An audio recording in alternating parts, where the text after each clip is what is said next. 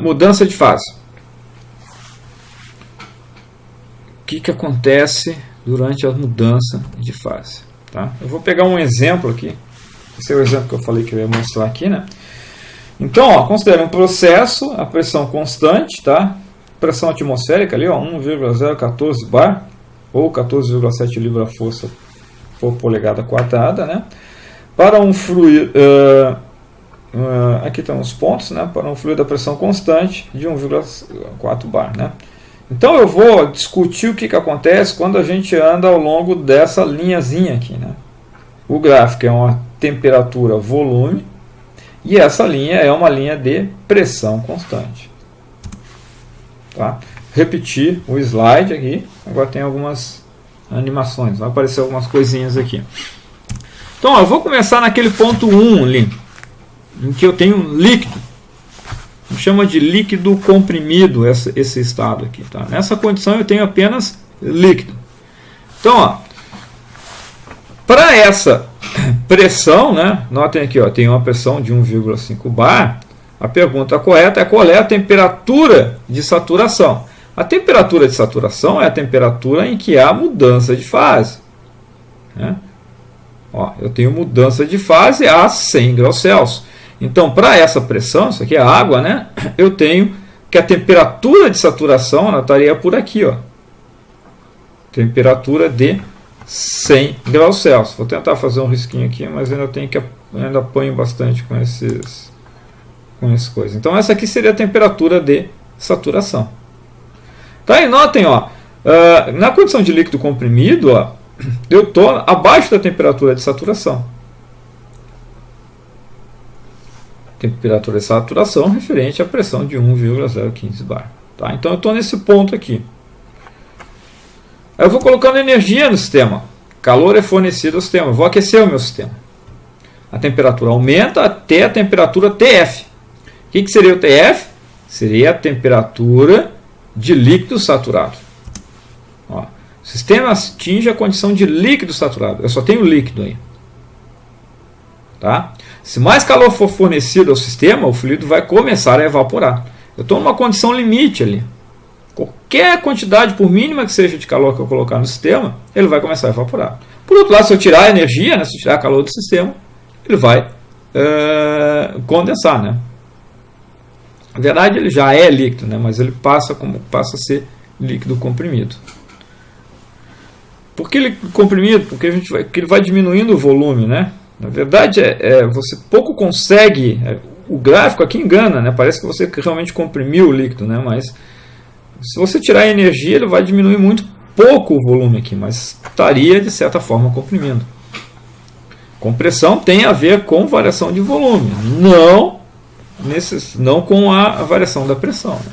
Posso comprimir a pressão constante, que é o que está acontecendo aqui. Ó. Se eu for de F para 1 aqui, eu vou estar comprimindo a pressão constante.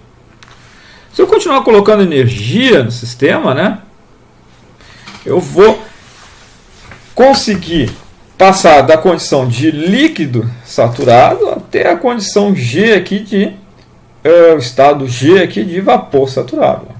Então, ó, calor continua a ser transferido para o sistema, a temperatura e a pressão constantes. Então, mesmo colocando calor, aqui dentro não vai mudar nem pressão nem temperatura. Tá? Só vai mudar as quantidades de líquido e vapor que eu tenho. Ó, calor latente é absorvido pelo fluido durante a mudança de fase. Pressão e temperatura são constantes até todo o fluido evaporar, que seria essa condição aqui. Mistura líquido mais vapor em equilíbrio. A gente chama isso aqui de uma mistura de líquido mais vapor em equilíbrio ou líquido mais vapor saturado. Tá? Provavelmente isso aqui é o outro livro, mas é a mesma coisa. Nessa região define-se o título, tal que a definição de título, né, eu vou repetir isso mais para frente, mas a definição de título é que a massa de vapor sobre a massa total. Eu posso abrir aqui a massa total como sendo a massa de líquido mais a massa de vapor. Então eu tenho uma propriedade aqui que eu chamo ela de título. Ela varia de 0 aqui, né, porque eu não tenho massa nenhuma de vapor, eu só tenho massa de líquido, até 1 aqui, quando eu só tenho vapor. Não existe título maior do que 1 Tá? E não existe título negativo. Se você calcular título maior do que 1, você está errado.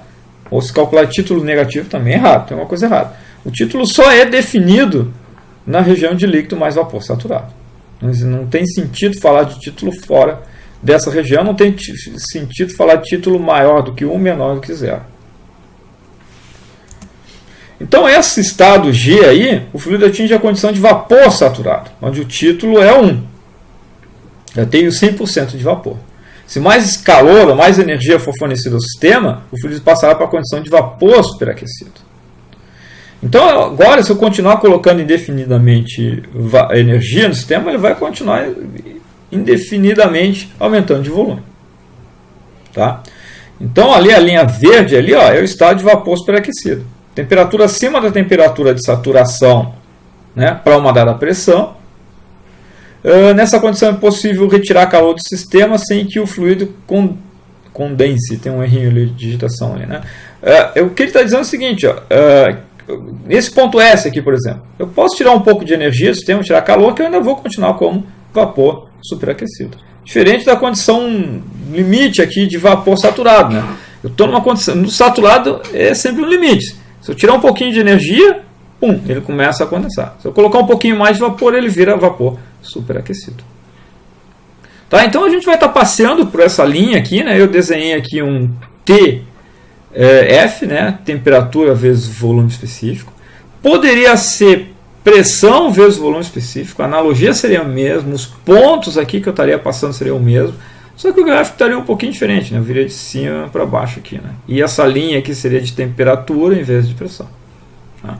Mas a análise é essa. Esse slide aqui resume a condição de mudança de fase, no caso, a pressão constante.